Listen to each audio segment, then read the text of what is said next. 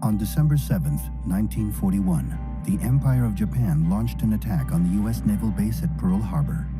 In the following months, hundreds of thousands of Japanese Americans were rounded up and sent to internment camps under suspicion of disloyalty to the United States.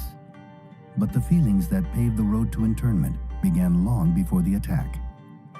For more than 80 years, Asian immigrants were viewed as economic threats, spurring various laws that effectively banned them from the country.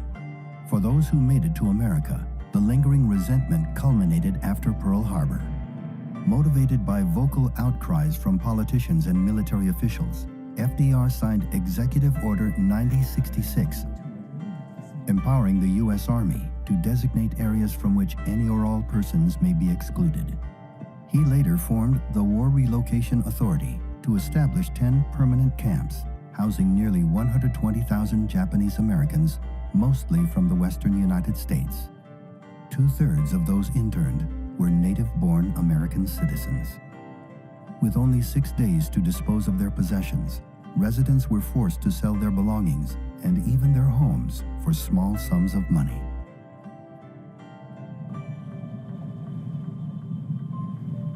Internment camps were often situated in isolated deserts, prone to harsh weather, and surrounded by barbed wire and guard towers.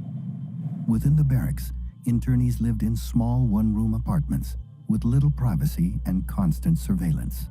They were only given a standard army cot, blankets, and a small heating stove. Despite these difficult living conditions, internees tried to establish a sense of community, creating newspapers, schools, churches, and farms. Even in the face of persecution, young men came forth to join the military. Nearly 33,000 Japanese Americans served during World War II, many of whom became highly decorated for their valor in battle. Yet as the war continued, public opinion worsened against Japanese Americans.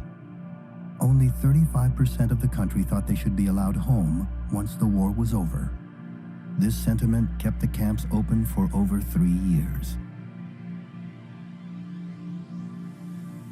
On December 17, 1944, the government announced that Japanese American evacuees could return to their homes. When they did return, they found their homes looted and their possessions gone. With work almost impossible to come by, many fell homeless and destitute.